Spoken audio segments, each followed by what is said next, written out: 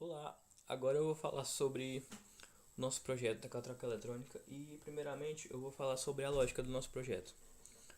A gente introduziu esse diagrama aqui esse fluxograma na verdade, para meio que demonstrar como é que funciona o projeto. Primeiramente ele inicia, né? E já começa a detectar a leitura dos dois sensores. Aí o sensor que foi detectado primeiro ele segue a linha.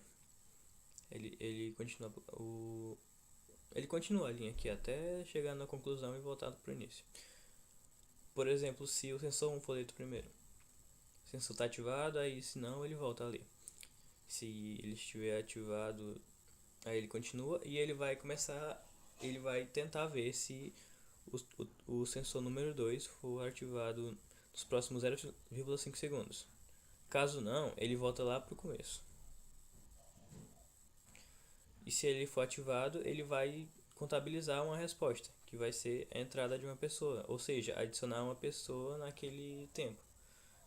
Ele vai comunicar o aplicativo via Bluetooth e vai voltar ao início para detectar novas informações. Agora eu vou utilizar um desenho que eu fiz para explicar melhor como é que funciona esse projeto em si. Bem, basicamente eu desenhei aqui os dois sensores, o primeiro e o segundo, aqui como se fosse o que emite e aqui o que recebe.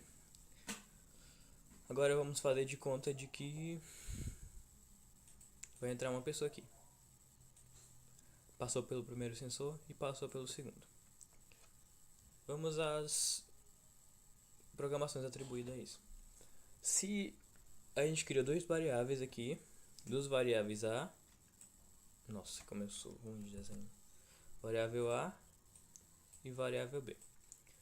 Bem, aí eu atribuí a variável A ao S1, só que não diretamente. Não é toda vez que o S1 estiver ativado que o A vai estar ativado. E o contrário também. Vamos lá, se o S1 estiver 1, o A1 vai ficar 1, só que só por, no caso lá da nossa programação, 0,5 segundos, vai voltar a ser a 0 de novo. No S2 também vamos ter uma programação para ele, que se o S2 estiver 1, o B vai ficar 1 também. E depois de um tempo, o B vai voltar a ser 0. E se o A estiver ativado e o B for ativado logo em seguida, contabiliza a entrada. E se o B estiver ativado e depois o A for ativado logo em seguida, contabiliza a saída. Bem, e para evitar conflitos, a gente atribuiu a programação de que se contabilizar a entrada, os dois eram, e se contabilizar a saída também, os dois eram.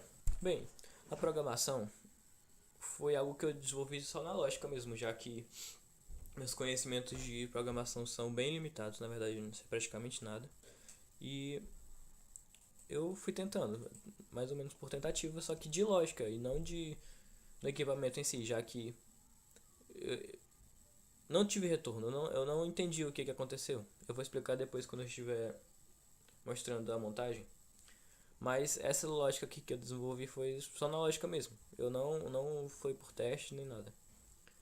Enfim, isso aqui foi porque eu antes estava testando ele. Antes de começar a dar errado, eu estava testando ele num LED de 7 segmentos. Não, LED não, num display de 7 segmentos. Mas isso aqui é inútil para programação final. Isso aqui também. O void loop que eu desenvolvi para o projeto. Enfim, aqui eu atribuí os dois sensores, o digital read do sensor e o do sensor 2. O sensor 2 no caso seria o primeiro sensor. Houve um conflito aqui, mas isso vai ser corrigido na hora de passar pro programação final. Então, a gente começou assim. Se o sensor 2 for 0, o A vai ser 1. Como eu já tinha dito lá na hora da explicação do desenho. Aí depois de... No caso era pra ser só 500, só que eu botei 150. No caso aqui a gente vai botar 500, que é 0,5 segundos.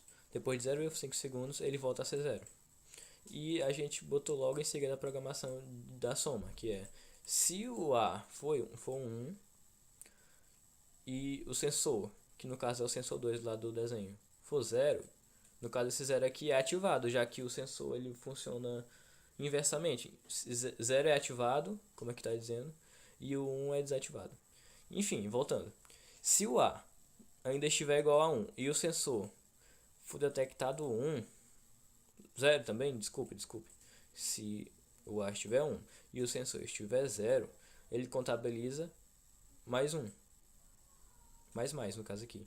E logo em seguida ele atribui 0 de novo para o A. Para ele não ficar ativado e outra pessoa só triscar lá no sensor 2 e ele pensar que passou duas pessoas. Enfim, e agora a programação pro sensor 2. Se A igual a 0 e o sensor igual a 0, o B é igual a 1. Depois de um delay de 500, que é 0,5 segundos, o B é igual a 0 de novo. Ou se o B for igual a 1 e o sensor 2 der 0, ele conta menos, que é como se estivesse saindo da pessoa, indo do 2 para o 1. Agora eu vou voltar lá para o point para explicar as situações. Bem, ainda na programação eu queria explicar sobre como é que está sendo meus testes. Eu ia tentar fazer os testes antes no serial print para saber os valores que eu estava recebendo, para depois enviar esses valores por via Bluetooth para o aplicativo. Só que como eu não estava recebendo nem os serial print, não tinha como eu testar o aplicativo. E esses eram as minhas limitações, por isso que a gente acabou não terminando o aplicativo e também não terminando a programação, porque a gente não entende o que não está dando certo. Voltando aqui para o desenho, agora eu vou explicar as situações.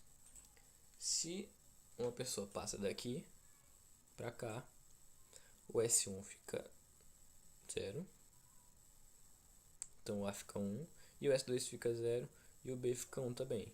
Quando os dois ficam 1, conta mais. Nossa, tá ficando muito feio. E se a pessoa passa, deixa eu botar outra cor aqui, daqui pra cá, primeiro o S2 fica 1 e depois o S1 fica 1, assim atribuindo menos.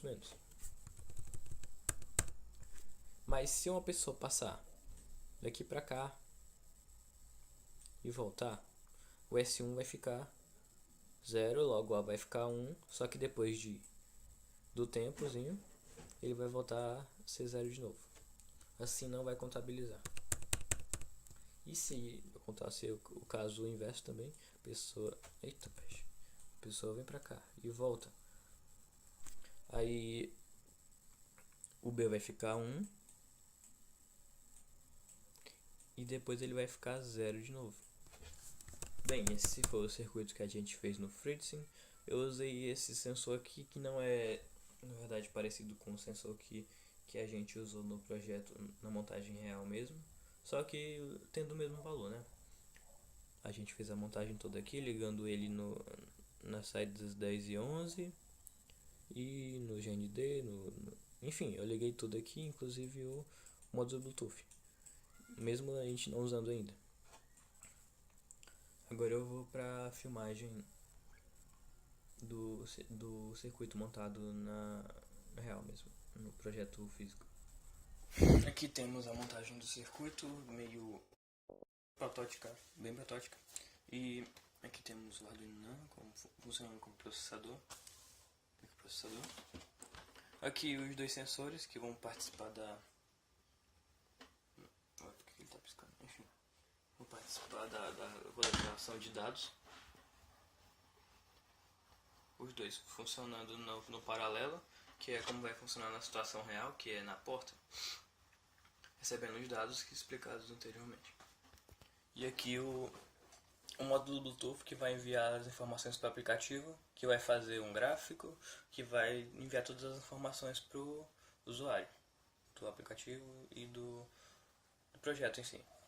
Bem, aqui temos o display de 7 segmentos que a gente utilizava antes para fazer os testes, até que ele não serviu mais. Eu passei a usar o serial print também, que era mais básico. E, bem, os motivos da gente não ter procurado o Labeiras para desenvolver o projeto é que quando a gente estava lá tentando fazer a programação, o pessoal não conseguia ajudar a gente exatamente, já que é uma programação que a gente está fazendo do zero e o pessoal não sabia ao certo o que a gente queria fazer. E foi atribuído a mim fazer a programação e ao Luiz fazer o aplicativo para receber.